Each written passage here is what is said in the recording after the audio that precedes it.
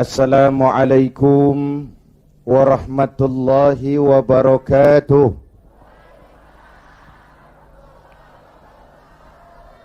Alhamdulillah wassalatu wassalamu ala Rasulillah Sayyidina Muhammad ibn Abdullah wa ala alihi wa sahbihi wa mawalah, amma ba'du.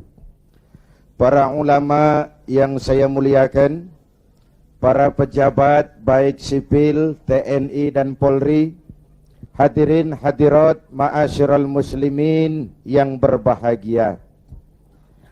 Alhamdulillah malam ini kita dapat bertemu dan berkumpul di tempat ini mengikuti tabligh akbar yang diselenggarakan oleh DPC bekerjasama dengan GMK dalam rangka Maulid mensyukuri nikmat kemerdekaan.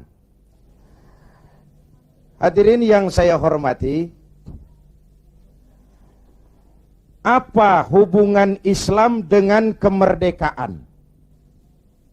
Pertama, Islam telah memberikan sugesti, dorongan, semangat, rangsangan kepada orang-orang tua kita dulu untuk bangkit berjuang melawan penjajah. Islamlah agama yang mengajarkan bahwa cinta tanah air bagian daripada iman. Betul? Hubbul watan minal iman. Tanah air kita bukan Aljazair. Tanah air kita bukan Palestina, bukan Arab Saudi, bukan Yaman. Tanah air kita mencintai Indonesia juga bagian daripada iman. Yang datang menjajah kebetulan kafir. Ini cikal bakalnya nih. Yang datang menjajah kebetulan kafir. Bertemulah cinta tanah air dengan semangat jihad yang diajarkan agama. Maka bangkitlah para ulama dengan jamaahnya, kiai dengan santrinya, bahu-membahu bersama tentara berjuang melawan penjajah Belanda. Pernah lihat gambar Imam Bonjol? Pernah? Pakai sorban. Pakai apa? Kalau pakai sorban pasti bukan pendeta Shaolin. Pernah lihat gambar Pangeran Diponegoro? Bukan cuma pakai sorban, pakai gamis. Ketika Belanda dengan licik berhasil menangkap Pangeran Diponegoro, pengikut-pengikutnya termasuk Kiai Mojo, Kiai Maja, mundur ke pedalaman, membentuk kantong-kantong perjuangan. Berupa apa? Pesantren. Pesantren selain sebagai tempat menimba ilmu, juga merupakan kantong perjuangan untuk melawan penjajah. Yang berjuang memerdekakan Indonesia selain tentara, ulama dengan jamaahnya, kiai dengan santrinya, pejuang-pejuang nasionalis beragama Islam. Tidak percaya sensus kubur pahlawan. Ibu bapak, saudara-saudara hadirin, malahan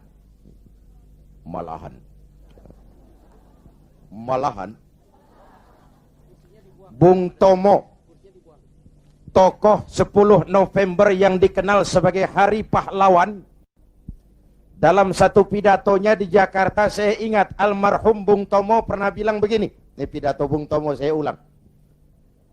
Andai kata tidak ada kalimat takbir, ini ucapan Bung Tomo. Andai kata tidak ada kalimat takbir, saya tidak tahu, kata Bung Tomo, dengan apa saya harus menggerakkan putra-putra terbaik bangsa untuk bangkit berjuang melawan penjajah.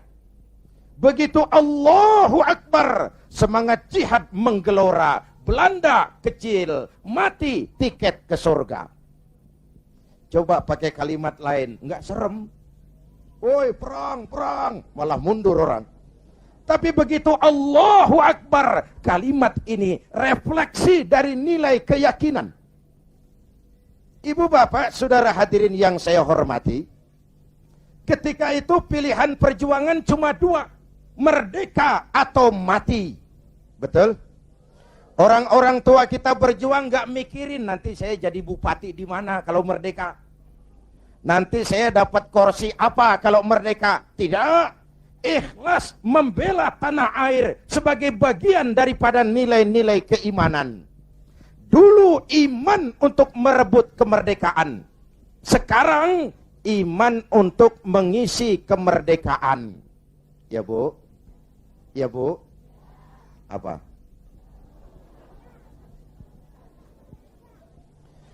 Kalau sekarang kita mensyukuri kemerdekaan, jangan pernah lupa. Kemerdekaan yang kita nikmati ini ditegakkan di atas keringat, air mata, darah, dan nyawa orang-orang tua kita. Yang mereka tidak sempat menikmati kemerdekaan negara ini. Jangan kotori darah mereka dengan togel, kata Ustaz tadi. Jangan kotori darah mereka dengan perbuatan tercela di atas republik tercinta ini. Jangankan adik-adik saya yang lebih muda, saya saja kalau ditanya, Saudara Zainuddin, apa jasamu dalam menegakkan kemerdekaan? Saya jawab, tidak ada.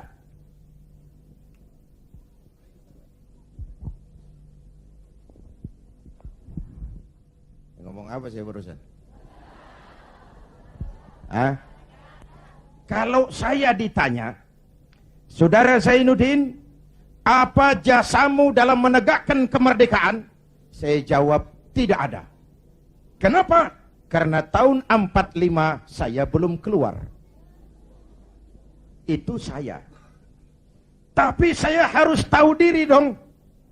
Kalau sekarang saya bisa minum air kelapa, itu karena orang-orang tua saya sudah nanam pohon kelapa. Betul?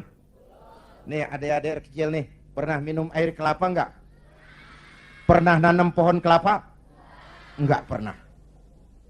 Kalau sekarang kita menikmati indahnya merdeka, jangan pernah lupa. Kemerdekaan ini bukan hadiah Belanda, bukan kado Jepang, tidak turun dari langit laksana turunnya embun di waktu malam. Kemerdekaan tidak muncul hanya dengan simsalabim abragadabra. Kemerdekaan ini keringat, air mata, darah, dan nyawa orang-orang tua kita. Ya Bu, ya Pak. Syukuri dengan tahlilan kepada arwah para pahlawan. Agustusan ngibing sampai subuh. Tuh arwah para pahlawan gile, roh gua dijogetin.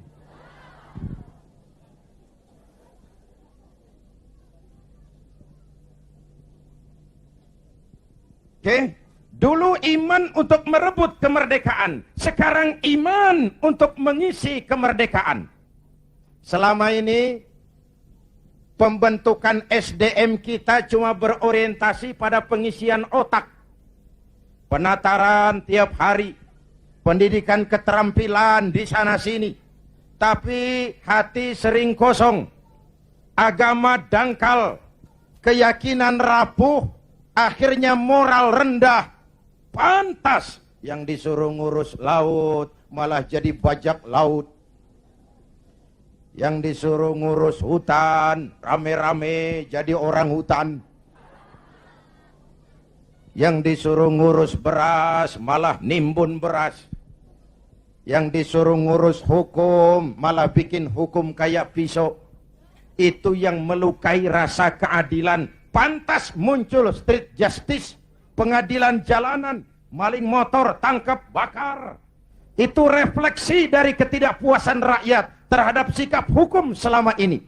Di mana rakyat melihat kalau yang kecil salah, hukum cepat-cepat ditegakkan. Yang besar salah, diam pura-pura nggak ngerti. Itu yang merusak masyarakat.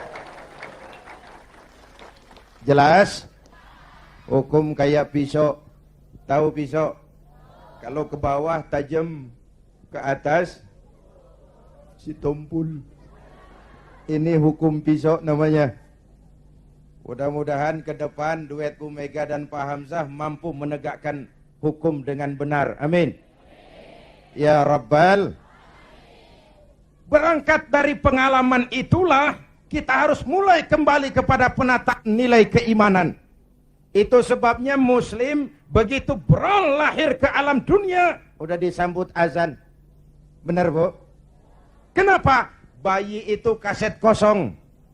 Kalau dipakai merekam, daya rekamnya kuat. Kita yang udah berumur nih, ibarat kaset, kebanyakan rekaman udah. Nggak kusut juga lumayan. Ngapalin udah berat, kaset kusut. Bayi kaset kosong. Begitu hadir ke alam dunia, rekaman pertama yang menyentuh telinganya, lafzul jalalah. Allahu Akbar, Allahu Akbar. Rekaman pertama. Belum sempat dia dengar Ricky Martin. Belum sempat dia dengar Westlife. Yeah. Kok tahu? Ya tahu, gue kan Ustadz Gaul.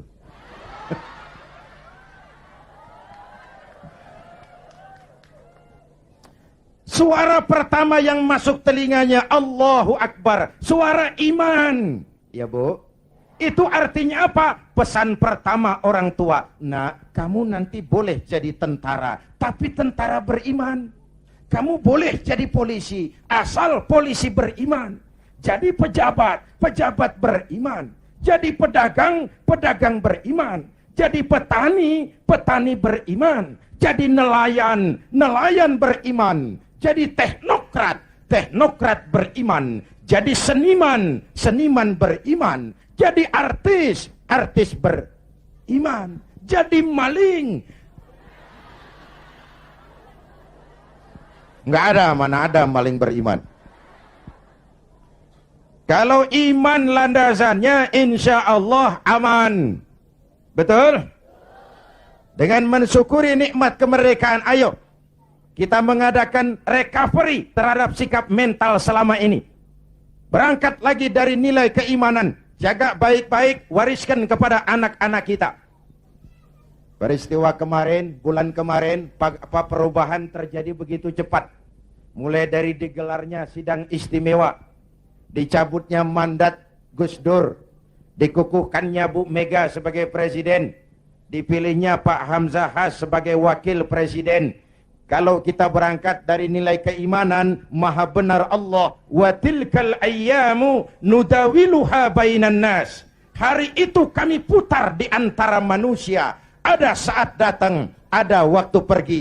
Ada hari lahir, ada saat kembali. Ada waktu dilantik, ada saat menyerahkan jabatan. Hidup cuma nungguin giliran. Maka kalau lagi di atas berkuasa, jangan busung dada dan lupa daratan. Kalau lagi nyungsep di bawah, jangan putus asa dan protes Tuhan. Hei. Hei. Hei. Ayo tetap husnuzon, baik sangka kepada Allah. Hidup cuma nunggu giliran. Jabatan bukan lagi kekuasaan dan fasilitas. Jabatan sekarang kerja bakti, peras keringat, banting tulang, negara lagi sakit, ekonomi terpuruk, keutuhan bangsa dalam ujian, dan rakyat menunggu perubahan. Betul? Betul? Kalau jabatan cuma dianggap kekuasaan, kalau jabatan cuma dianggap fasilitas, biasanya itu maling timba. Hei. Hei. Ini jabatan titipan, harta titipan, ilmu titipan. Namanya titipan kan sebentar. Jangankan harta Pak, roh nih, roh yang menyebabkan kita hidup, itu sekedar hak guna pakai. Nggak punya sertifikat, bodong. Sekadar hak guna pakai. Kalau yang punya mau ambil, inna lillahi wa inna ilaihi. Ruh saja nggak bisa kita pertahankan, apalagi jabatan, apalagi harta, apalagi hidup ini. Hadirin yang saya hormati, hidup cuma nunggu giliran. Jelas? Jelas? Satu, hubungan Islam dan kemerdekaan. Yang kedua, Iya, saya cuma ngelihat jam. Reseh amat sih. Udah dengerin aja dah.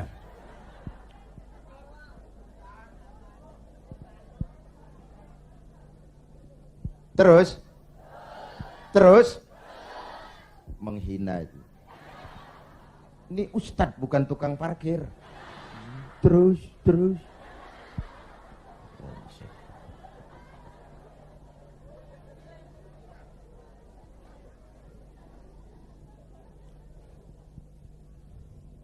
Yang kedua, setelah merdeka, kita mulai menata negeri ini, membentuk wawasan Nusantara dari Sabang sampai Merauke. Indonesia kita yang begini majemuk, begini beragam, disatukan oleh cita-cita membangun Indonesia ke depan. Agama yang memberikan dorongan ke arah lahirnya persatuan dan kesatuan adalah Islam. Ia membebaskan manusia dari ras diskriminasi. Dari mana ke orang datang, apa ke warna kulitnya, dari suku apa ke ia dilahirkan, kalau akidahnya sama, itu kan saudara kita. Benar? Benar? Semalam saya cerita nih, saya mau cerita, mau dengar nggak? Saya punya teman, Pak. Teman saya ini doktor dari Harvard University, Amerika. Kenalan sama saya pada waktu saya berada di San Francisco.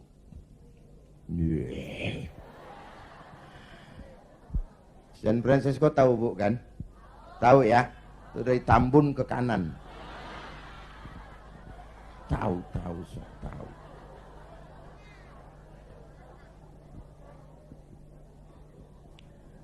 Satu hari teman saya si dokter ini bilang, orang Amerika, bule, Mr. Zainuddin, ya, saya kagum dengan negeri Anda Indonesia.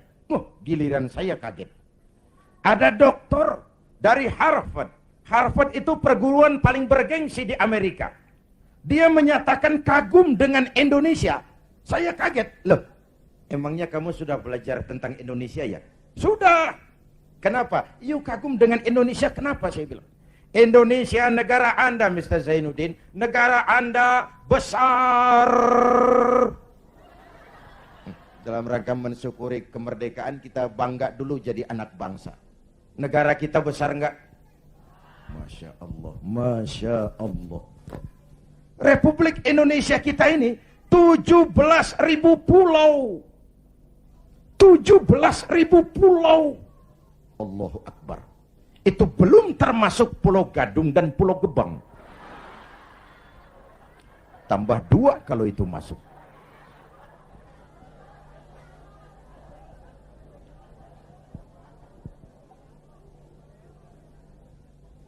Buminya mengandung minyak, gas, batu bara, barang tambang lain. Lautnya kaya, hutannya kaya. 17.000 pulau terhampar sepanjang garis khatulistiwa. Hijau, ranau, subur, makmur, kemah, ripah, loh, jenawi, toto, tentrem, kertora, harjo.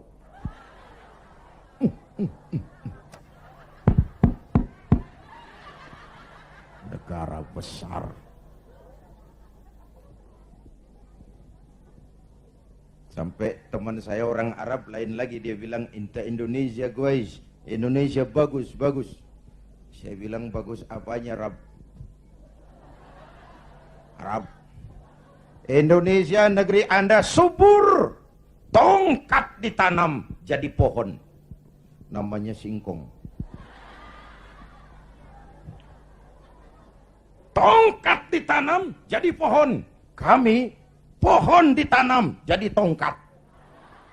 Mati tuh pohon.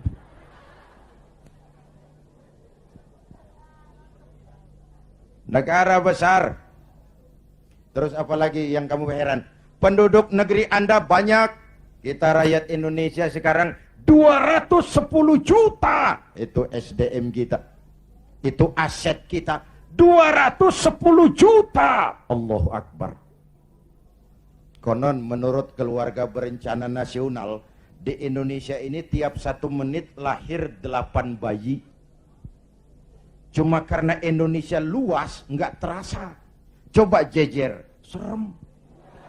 1 menit 8, brol.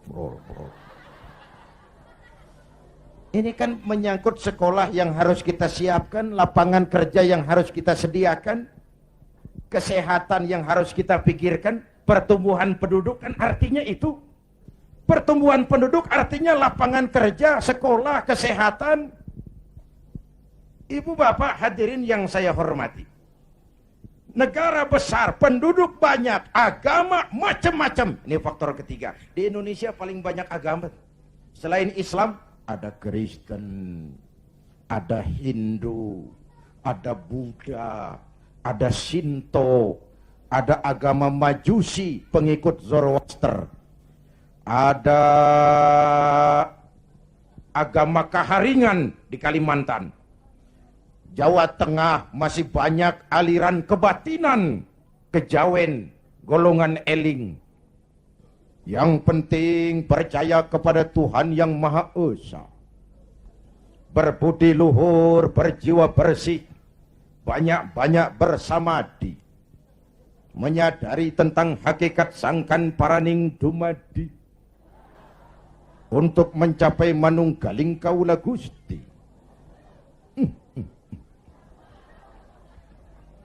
Negara besar, penduduk banyak, agama macam-macam, kok Anda bisa satu? Nah ini yang dia heran. Anda pakai lem apa?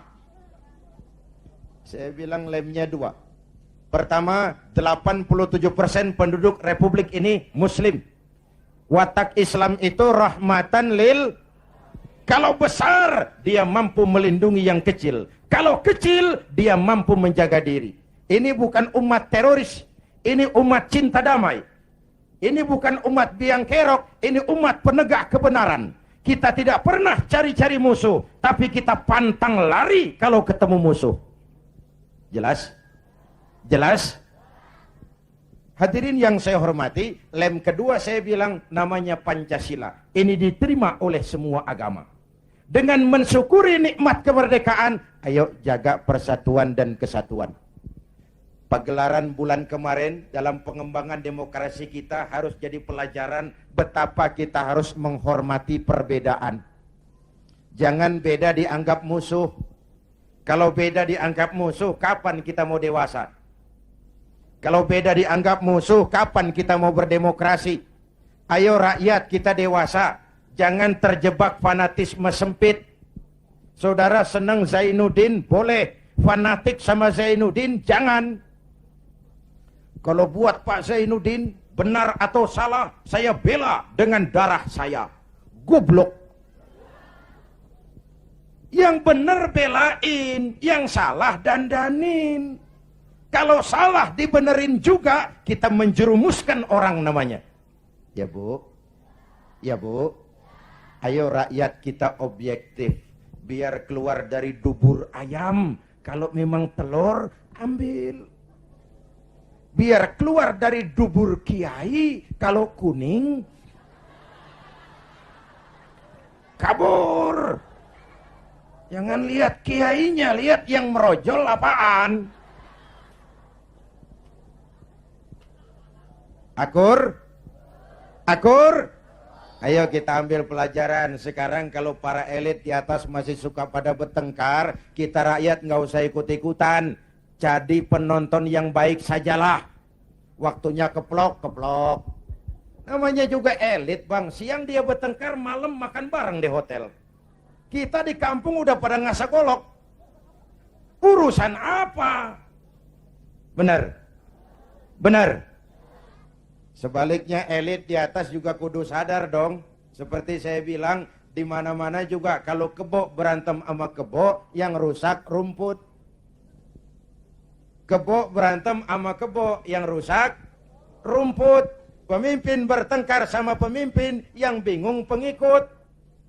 Di mana-mana sejak dulu kalau kebo berantem sama kebo, yang rusak rumput. Maka kita menghimbau kepada para kebo. Ya ini ngikutin bahasa doang. Kita menghimbau kepada para kebo, berhenti dah berantem supaya rumput tumbuh subur. Amin. Kita nih rakyat kecil udah capek. 3 tahun terpuruk, di atas namain, dijadiin address. Padahal kita kan rakyat kecil, tuntutan nggak banyak-banyak amat. Si amat aja yang banyak.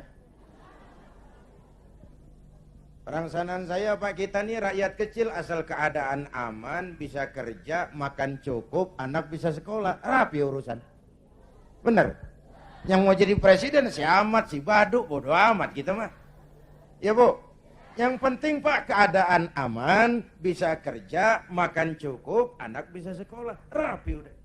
Ada rezeki dikit, kawin lagi. Umpamanya ini, umpamanya.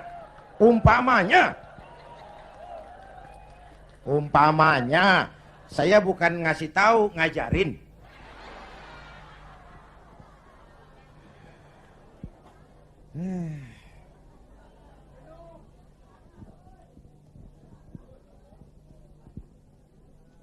Ibu bapak, saudara-saudara hadirin, jadi mensyukuri nikmat kemerdekaan, jadilah lem perekat menjaga keutuhan bangsa. Kenapa? Keutuhan kita dalam ujian. Apalagi kemarin-kemarin kan istilah saya musim Pak Bendot. Kipas, angin. Tukang kipas gentayangan, tukang kompor lebih banyak daripada tukang lem. Angetin sono, sundut sini, panasin sono, bakar sini. Begitu kebakaran dia kabur, tepuk tangan, kita yang tekor. Hadirin yang saya hormati, padahal bangsa itu kayak gelas. Ini contoh.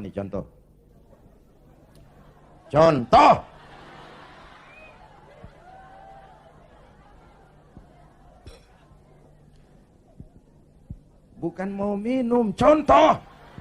Usil aja, heran. Orang ngasih contoh kudu jelas. Contoh. Bu, ini gelas kalau pecah bisa ditambal nggak? Nah, bangsa kayak gelas Bang. Begitu pecah, nggak bakal bisa ditambal. Timur udah pisah dari Indonesia. Mimpi narik lagi Timur ke Indonesia. Mimpi. Kenapa? Gelas udah pecah, nggak bakal bisa ditambal. Uni Soviet, gelas besar, negara besar, bersama Amerika jadi polisi dunia, dihantam glasnost yang kebablasan, Gorbachev terpental, Soviet pecah jadi negara kecil berkeping-keping. Tidak mungkin menyatukan lagi Soviet. Kenapa? Gelas udah pecah, nggak bakal bisa ditambal. Jelas? Gua baru minum.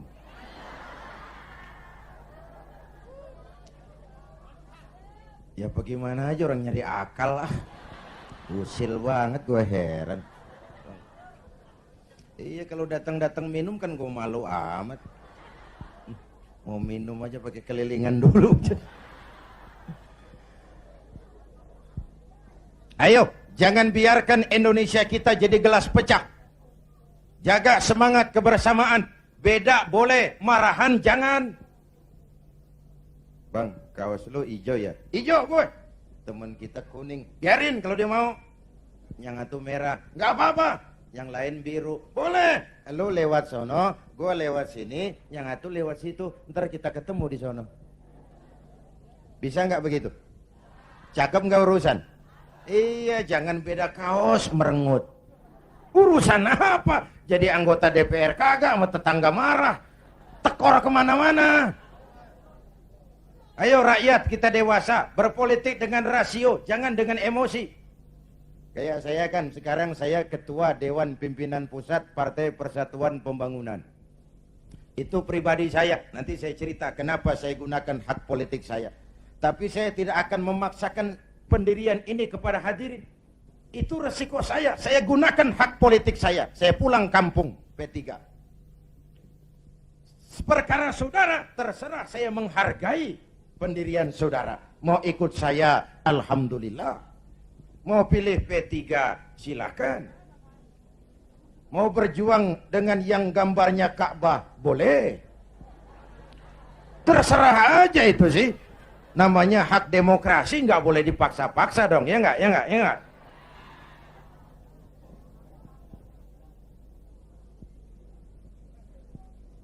Jangan perbedaan dianggap permusuhan. Kerdil kita kalau beda dikit dianggap musuh. Udah capek kita bangsa ini terkontaminasi oleh dendam sejarah. Di zaman Bung Karno, yang tidak sesuai dengan Bung Karno dicap kontra revolusi. Lalu Bung Karno jatuh, muncul Orde Baru. Bung Karno dianggap Orde Lama. Di zaman Orde Baru, yang tidak sesuai dengan Pak Harto dianggap Orde Lama. Lalu Pak Harto jatuh, muncul lagi reformasi. Di zaman reformasi, yang tidak sesuai dengan keinginan kita, segera diacap Orde Baru. Kapan mau selesai? Kalau naik ini, bantai itu, naik itu, sikat ini, terkontaminasi oleh politik balas dendam. Tidak akan selesai urusan bangsa. Jelas? Jelas? Ayo, kita rukun yuk. Kita kompak yuk. Kita bersatu yuk. Kita pulang yuk.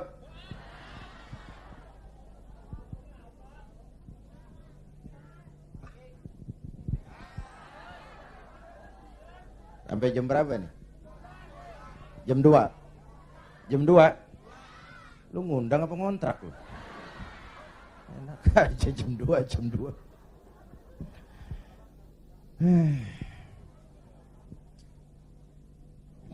Malam ini saya hadir di sini. Saya nggak merasa sebagai tamu. Saya hanya keluarga datang dan bicara di tengah keluarganya. Bahwa saya lahir di Kebayoran, itu sih kebetulan. Saya nggak mesen. Terima jadi mau bilang apa? Belum lama di Sumatera Utara, di Medan, satu tabligh akbar saya bicara di tengah keluarga besar suku Mandailing, Batak. Saya diulos, dikasih pakaian kebesaran, diangkat jadi warga Mandailing. Saya dikasih gelar Lubis. Zainuddin MZ Lubis. Saya maulid lagi ke Makassar bersama nelayan-nelayan Bugis. Mereka bikin acara gebyar maulid tradisional Bahari 2000. Kumpul tokoh-tokoh Bugis. Saya dipakein pakaian kebesaran, pakai badik. Saya diangkat lagi jadi warga Bugis oleh wali kota Makassar. Saya dikasih gelar Daeng Tojeng. Tojeng artinya yang benar. Daeng semacam Raden. Kalau dikumpulin nama saya udah lumayan panjang. Haji Daeng Tojeng Zainuddin MZ Lubis. Saya cuma mau bilang inilah Indonesia kita. Begini majemuk, begini beragam. Walaupun bineka, kita tetap tunggal. Nah, bagi kita umat Islam sudah dididik di masjid. Masya Allah, di daerah kita masjid saya bangga. Selalu penuh dengan sholat berjamaah. Terutama subuh.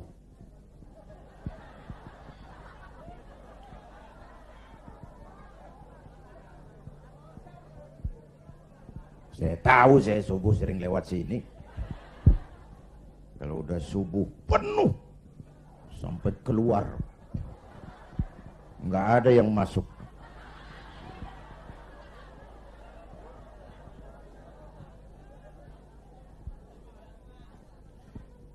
Ayo ke masjid. Pertama, siapapun masuk masjid, copot sandal, buka sepatu. Betul? Bicara demokrasi, mau bicara reformasi, mau bicara soal keadilan, rohnya satu. Jangan ada warga negara kelas 1 di Republik ini. Semua sama di hadapan hukum. Siapapun masuk masjid, copot sandal, buka sepatu. Lurah masuk masjid, buka sepatu, rah. Camat masuk masjid, buka sepatu. Mat. Gubernur masuk masjid, buka sepatu. Nur. Presiden masuk masjid, buka sepatu. Jangan ada warga negara kelas 1 di Republik ini. Ini cikal bakal demokrasi, reformasi dan keadilan. Negara rusak kalau sudah banyak warga negara kelas 1. Sudah copot sendal? Sudah Pak. Sudah buka sepatu? Sudah. Ayo masuk ke dalam masjid. Kalau sudah masuk ke dalam, ibu bapak lihat. Yang datang dari sebelah kidul, madep ngulon bang. Yang datang dari sebelah timur, madep ngulon bang. Yang datang dari utara, madep ngulon bang. Yang datang dari sebelah kulon, madep ngulon. Masya Allah, jiwa masjid. Bukan soal dari mana orang datang, tapi satu arah menghadapmu. Kau boleh Sunda, kau boleh Jawa, kau boleh Batak, kau boleh Ambon, kau boleh Bugis, kau boleh Aceh, kau boleh Padang, kau boleh Melayu, kau boleh Dayak, kau boleh Madura, kau boleh Betawi, tapi kita satu nusa, satu bangsa, satu. Yuk kita rukun yuk. Kita kompak yuk. Lidih juga bang, lidih tahu lidih. Lidih tak biar gede banget, kalau sendirian laler kagak mati. Bener. Tapi biar lidih kecil-kecil, kalau digabung sama lidih yang lain, diikat jadi satu, sapuh namanya, jangan laler, anjing juga gempor. Benar. Kita begitu juga, walaupun hutang kita bertumpuk, kita tetap optimis, sumber daya alam kita kaya, asal kita kompak, rukun, bersatu. Jelas? Jelas? Sudah madep ngulon semua bang? Sudah, ayo selenggarakan sholat berjamaah. Apa itu? Hidup berbangsa dan bernegara. Caranya bagaimana? Ya harus ada imam, harus ada makmum. Betul? Ada pemimpin, ada rakyat. Makmum siapa? Makmum mah siapa aja bang. Ngaji deh sama kiai mana juga nggak ada pemilihan makmum. Namanya makmum tiba ngikutin siapa juga boleh. Bener? Bang, orang budek tuh. Budek boleh jadi makmum. Tibang makmum ngikutin doang, dia budek, dia kagak denger juga dia lihat. Bacaannya nggak fasih, boleh jadi makmum. Ketinggalan satu rakaat, boleh jadi makmum. Tapi nggak tiap orang boleh jadi imam. Kenapa? Imam mau mimpin orang banyak. Kalau imam goblok, bego, hancur sembahyang. Benar? Benar? Makanya lain kali milih imam hati-hati. Hei, yang punya masjid pada nih, kalau milih imam hati-hati.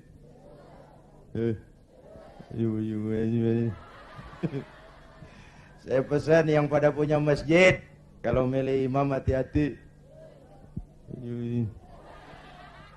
Dulu pernah kejadian. Ini karikatur. Mau dengar nggak saya cerita? Dulu tahun 1. Di kampung saya ada 3 orang goblok. Goblok tahu goblok, Bu? Bego. Bego tahu bego? Minum es ditiup. Dia kira ngebul panas kali. Ini 3 orang goblok sholat di musola. Musolanya udah tua, atasnya pagar, banyak tikus. Satu jadi imam, 2 jadi makmum. Waktu tahiyat, at-tahiyatul mubarakatus salawatut tayyibatu lillah. Baru sampai atta, tikus jatuh. Pas di depan imam. Gede, botak. Profesor tikus. Imam lantaran kaget mau at-tahiyatul, tikus jatuh. Rusak enggak sholatnya? Batal enggak? Kalimataini mutatabi'aini, 2 kalimat berturut-turut batal sholat. Temennya yang jadi makmum maksudnya mau negor, Pak. Bagus maksudnya mau negor. Tapi karena goblok, enggak ngerti konstitusi, nggak ngerti mekanisme bagaimana cara negor imam, nyolek. Lagi sembahyang nggak boleh ngomong gitu. Sudah berapa yang batal? 2. Yang satu kan mestinya selamat, nyaut. Untung gue diem aja gitu. Ya ngobrol bertiga.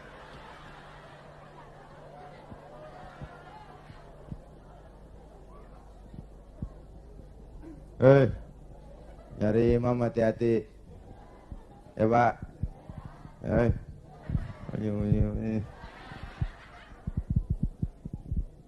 Itu sebabnya kalau sudah ada imam yang diajarin imam dulu. Pesan Nabi apa?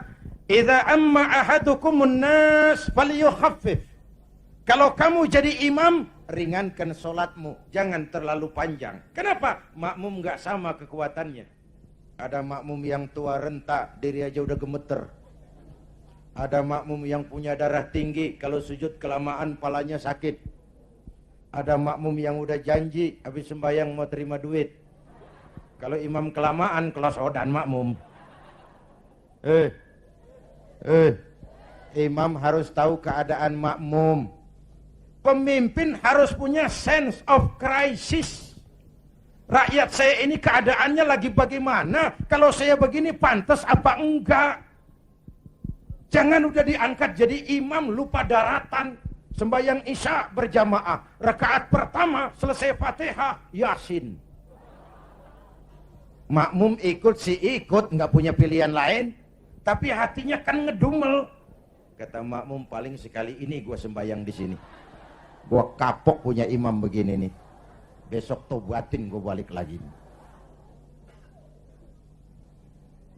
Hadirin yang saya hormati, begitulah kita mewujudkan semangat kebersamaan untuk Indonesia esok yang lebih baik dari hari ini. Amin.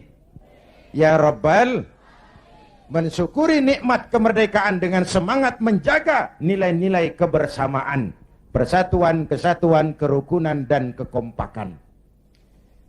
Lalu yang ketiga, hubungan Islam dan kemerdekaan. Setelah merdeka, membentuk wawasan Nusantara, kita mulai membangun.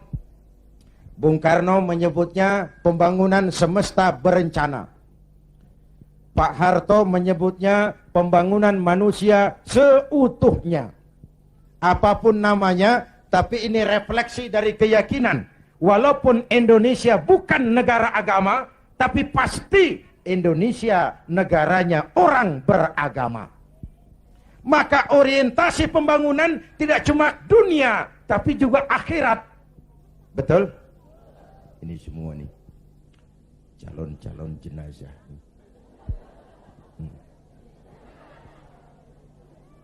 Tadi di awal saya bilang hidup cuma nunggu giliran, akhirnya giliran mati.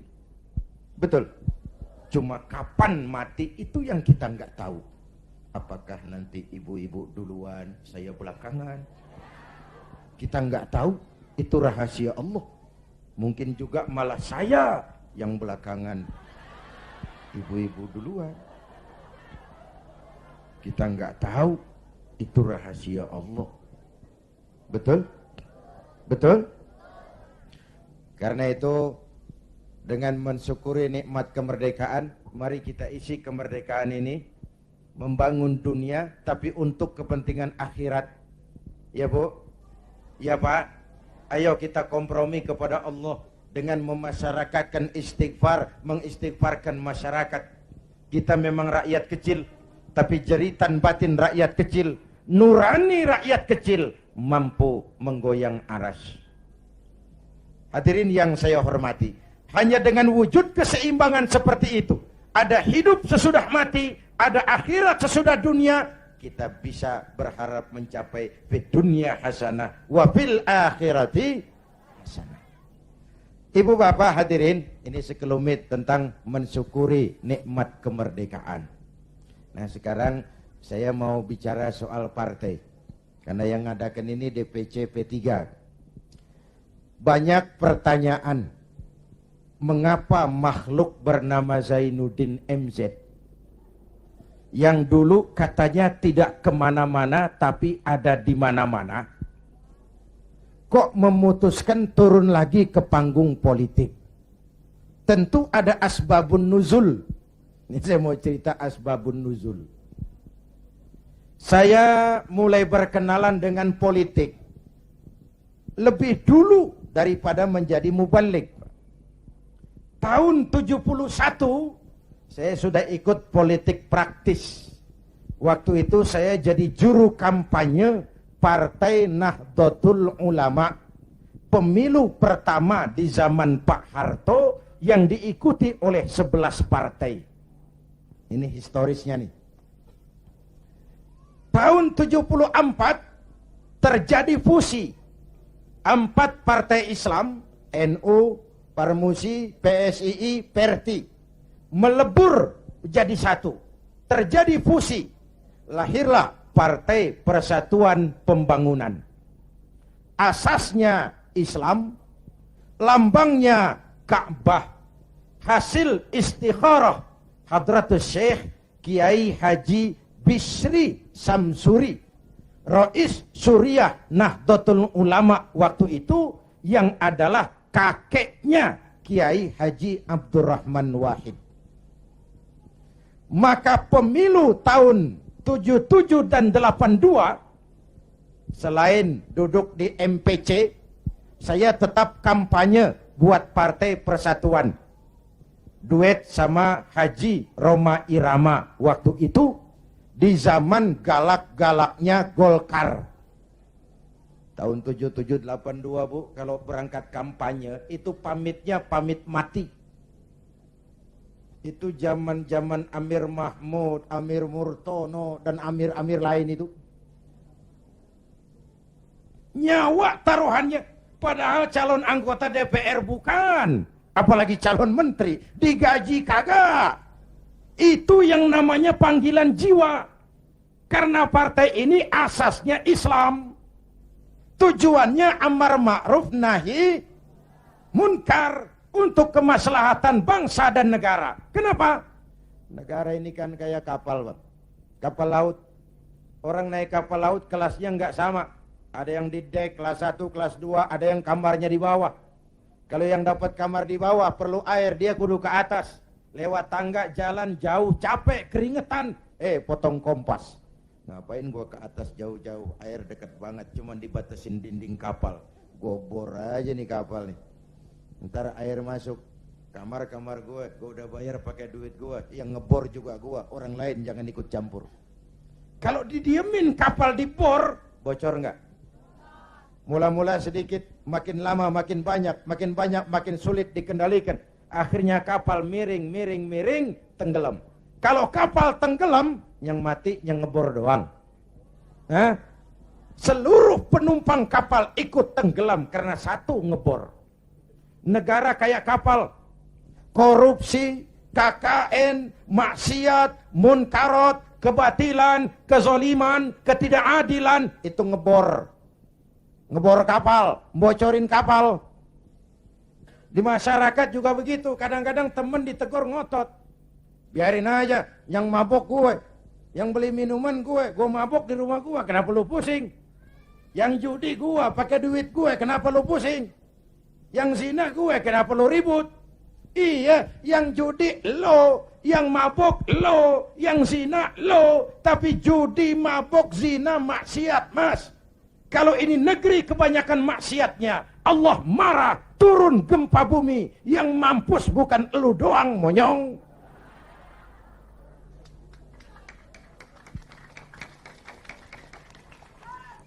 Jelas? Jelas? Iya, kalau kita makan nangka kena getah sih resiko. Enggak makan nangka kena getah, sial namanya. Jelas? Jelas? Nah, singkat cerita, lalu tahun 83, 84 diundangkan asas tunggal Pancasila. Golkar makin tirani, makin otoriter. Tidak boleh lagi ada ormas dan parpol yang asasnya Islam. Kalau tidak mau terima asas tunggal, bubar. Maka dengan berat hati waktu itu, P3 menerima asas tunggal Pancasila daripada dibubarin. Lambangnya berubah jadi bintang. Betul? Masih ingat? Saya protes waktu itu kepada guru saya, Hadratul Mukarram Kiai Haji Dr. Idham Khalid. Ini nanti soal silsilah, Pak. Beliau salah seorang pendiri P3, termasuk presiden pertama Partai Persatuan. Pak, kenapa diterima asas tunggal Pancasila? Kita harus melepas asas Islam, kan rugi. Beliau senyum, apa kata beliau? Zainuddin, ibarat warung, Kita sekarang nggak boleh dagang nasi uduk. Biarin aja dagang pisang goreng dulu.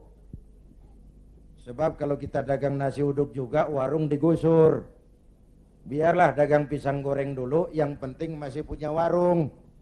Nanti kalau keadaan aman kita dagang lagi nasi uduk. Ya, Masya Allah, orang tua bijaksana. Tapi saya sudah kadang frustasi. Apa artinya lagi berpolitik kalau asasnya tidak Islam? Maka sejak tahun 84 saya mengundurkan diri dari panggung politik. Saya konsentrasi penuh kepada dunia dakwah. Ketika itulah lahir prinsip, saya tidak kemana-mana, tapi saya ada di mana-mana. Itulah politik dakwah. Itu politik dakwah. Kenapa? Waktu itu Golkar kejam, Pak. Tidak boleh ada bunga indah tumbuh di luar istana. Tidak boleh ada bunga indah tumbuh di luar istana. Maka saya harus ngatur strategi supaya saya bisa dakwah ke sana dan kemari. Saya lahirkanlah prinsip tidak kemana-mana, tapi ada di mana-mana. 97, ini cerita singkat. Mulai terjadi krisis moneter. Rupiah kita anjlok, dolar naik ke langit. Ya Bu? Ya Bu? Dari 2.500 dolar sampai 17.200, bagaimana nggak kolab? Akibat krisis moneter muncul yang lebih makro, krisis ekonomi. Sampai sekarang kita masih ngerasain, ya Bu, perusahaan besar ambruk, konglomerat terpuruk, hutang numpuk, pejabat ngantuk, PHK di mana-mana, lapangan kerja sulit, pengangguran meningkat, kemiskinan naik, kriminal menjadi-jadi, harga-harga kebutuhan tiap hari berlomba dan membumbung. Ini ibu-ibu di dapur kan ngerasain bener. Ya Bu, tadi udah ditanya tuh sama Ustadz kita, beras naik enggak?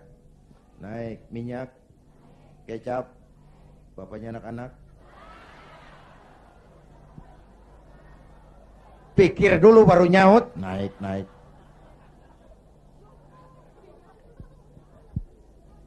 Biaya hidup makin tinggi, beban hidup makin berat. Masya Allah, di Jakarta Bang sekarang kencing aja gope. Bener, kencing gope. Teman saya ngasih duit ribuan, gak ada kembaliannya, disuruh kencing lagi. Orang udah tiris bagaimana ngeluarinnya? La haula wa la quwata illa billah.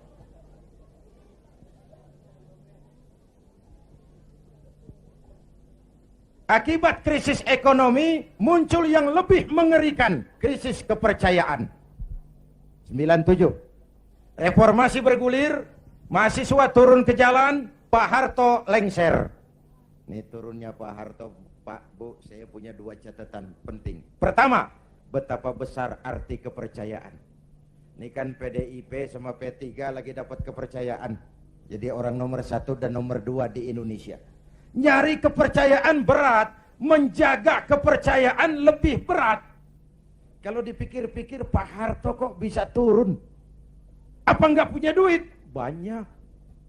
Apa nggak didukung tentara? Oh, sebagai presiden dia panglima tertinggi ABRI, Pangkostrat mantunya. Kok turun? Jawabannya tidak dipercaya. Tidak dipercaya. Nih pelajaran nih. Nggak punya duit bisa minjam, nggak punya beras bisa minta, nggak dipercaya turun. Betul? Luar biasa kepercayaan itu. Ibu-ibu dari sore mau duduk besini, nggak minum, nggak makan, kan karena percaya sama saya. Bener? Entah lu nggak percaya, gua bacok. Bener Bu, kepercayaan penting. Orang kayak Saddam Hussein, orang kayak Muammar Gaddafi, orang kayak Fidel Castro, secara ekonomi diembargo habis-habisan oleh Amerika, dikucilkan dari pergaulan internasional. Tapi Saddam tetap mimpin Irak, Gaddafi tetap mimpin Libya, Castro tetap mimpin Kuba. Kok bisa? rakyat percaya sama pemimpinnya. Hei, hei, rakyat percaya. Rakyat percaya. Ya Bu? Ya Pak? Kalau nggak dipercaya udah berapa dah? Ini. Itu catatan pertama. Catatan kedua, dengan segala kelebihan dan kekurangannya, Pak Harto masih menjaga keutuhan bangsa. Ya udah, kalau nggak dipercaya saya turun. Nggak usah sidang istimewa, ongkosnya mahal. Pak Harto juga nggak nakut-nakutin rakyat. Ntar kalau saya turun Jawa Tengah merdeka. Enggak. Pak Harto juga nggak ngumpulin pendukung. Kalau mau masih banyak pendukungnya. Tapi keutuhan bangsa lebih penting daripada kepentingan pribadi. Itu sosok negarawan. Jelas? Turun Pak Harto, naik Pak Habibie. Habibie ini menurut saya the right man in the wrong time. Pemimpin yang baik tapi muncul pada waktu yang salah. Kenapa? Pak Habibie berhasil menekan dolar dari 17.000 ke 6.000. Itu prestasi ekonomi. Orangnya demokrat, kalau dihujat senyum. Dia masuk gedung DPR, dia senyum. Waktu laporan pertanggungan jawabnya ditolak oleh DPR dengan suara beda cuman puluhan, apa komentarnya? Sambil senyum dia bilang, it's over. Kalau laporan saya ditolak, selesailah saya sampai di sini. Dia tidak maju lagi sebagai calon presiden, padahal masih punya hak mencalonkan diri. Kenapa? Itu namanya tahu diri. Kalau orang udah kagak demen, udah. Muka badak.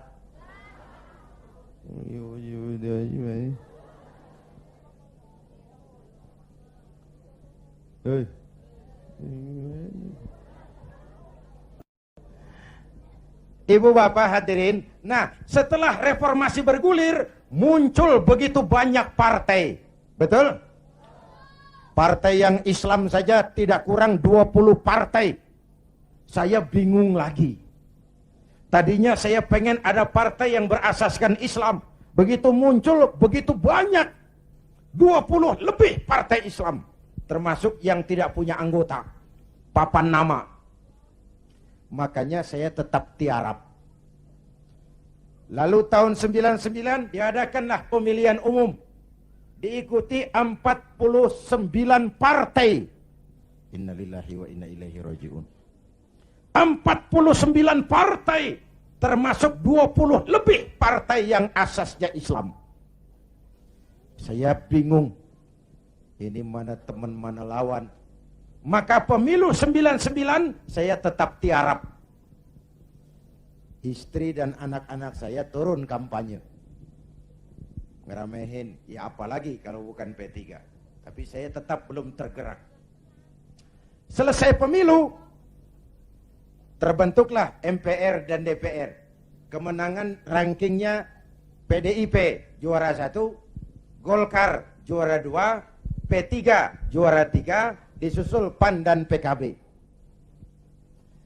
Menjelang sidang umum itulah saya kepada sekretaris minta dihubungkan untuk bicara dengan Pak Hamzah Has. Tolong, saya mau bicara sama Pak Hamzah. Bicara lewat telepon.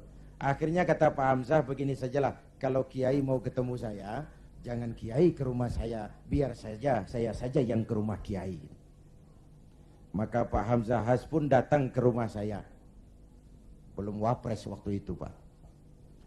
3 kali pertemuan di rumah saya bilang, Pak Hamzah, saya ini merasa berdosa. Kenapa partai Islam kok cuma juara ketiga? Kenapa partai Islam tidak diminati oleh orang Islam sendiri? Analisisnya macam-macam. Mungkin ada yang tidak mengerti kalau agama dan politik tidak terpisah. Mungkin ada yang berpaham sekuler, Islam yes, partai Islam no. Mungkin juga karena kita tidak bisa menjual program-program kepada rakyat yang menyentuh kehidupan rakyat. Saya memutuskan saya mau pulang kampung, Pak. Wah, Pak Hamzah, alhamdulillah saya bersyukur. Inilah permohonan saya kepada Allah selama ini. Tapi saya bilang tolong jangan diumumkan Pak. Ini mau sidang istimewa, sidang umum. Nanti dikira saya mau cari popularitas. Dikira saya mau cari jabatan. Tidak. Saya jadi apa itu tidak penting. Yang penting saya bisa ikut membesarkan partai yang berasaskan Islam. Itu saja niat saya. Hadirin yang saya hormati. Kemudian saya diangkat jadi ketua Majelis Pertimbangan Lajnah Syura Ulama'il Ka'bah. Lalu ketika Rakernas, lahirlah rekomendasi, saya ditempatkan sebagai salah seorang ketua Dewan Pimpinan Pusat Partai Persatuan Pembangunan. Jadi saya bilang selama ini saya dakwah, ya ayyuhalladzina amanu dkhulu fis-silmi kafah. Hai orang-orang beriman, masuklah ke dalam Islam secara utuh. Jangan masuk Islam separuh-separuh. Kalau Islam katamu, Islamlah cara kau berdagang, Islamlah cara kau bertetangga, Islamlah cara kau berumah tangga, Islam jugalah cara kau berpolitik. Jangan masuk Islam separuh-separuh. Ya Bu, ya Bu, Bu, jawab yang jujur. Kalau masuk separuh-separuh enak enggak? Tuh kan ngeres aja kan pikiran. Tetapi saya tetap pada orbit saya. Saya tidak akan meninggalkan tugas dakwah. Dan saya bersyukur, sekalipun saya terjun kembali ke dunia politik, dakwah saya tetap berlangsung. Undangan gak kurang, malah makin sibuk ngatur. Saya bersyukur, ya Allah, kalau begitu mudah-mudahan umat bisa menerima saya pulang kampung. Dan kalau sekarang P3 pada kabinet ini mampu meraih wakil presiden, kenapa tidak pemilu tahun 2004 kita raih kursi presiden? Asal konstitusi, kan sah saja orang punya cita-cita toh. Nah sekarang partai gurem yang kagak dapat suara aja pada minta kursi menteri. Ini tukang kursi lagi laris nih. Partai gurem yang kagak dapat pemilih, pakai minta kursi juga, emang urusan apa? Kursi laku banget. Dianggap kapling pembagian rezeki. Innalillahi. Ini kerja bakti, peras keringat, cuci piring. Negara lagi bangkrut, Indonesia lagi sakit, Ibu Pertiwi meratap berlinang air mata. Kalau cuma pada mau cari rezeki, maling tembak lagi tuh. Negara makin terpuruk. Ibu bapak hadirin yang saya hormati, karena itu kita doakan Bu Mega dan Pak Hamzah mampu melaksanakan amanat rakyat. Amin. Ya Rabbal Alamin. Dan kita semua rakyat tetap menjaga kebersamaan, persatuan, kerukunan, dan kekompakan. Perbedaan jangan dianggap permusuhan. Justru ciri demokrasi, kemampuan memanage konflik, bukan menghilangkan konflik, tapi memanage konflik menjadi kekuatan untuk membangun ke depan. Hadirin, inilah sekelumit yang dapat saya sampaikan malam ini. Mudah-mudahan baik mensyukuri kemerdekaan maupun kehadiran saya di partai menjadi jelas adanya. Bukan karena target pribadi, tapi karena inginan memberikan kontribusi yang lebih real kepada umat, bangsa, dan negara tercinta ini. Terima kasih atas segala perhatian. Mohon maaf atas segala kekurangan. Jumpa lagi di lain kesempatan. Usikum wa nafsi bitaqwallah. Wassalamualaikum warahmatullahi wabarakatuh.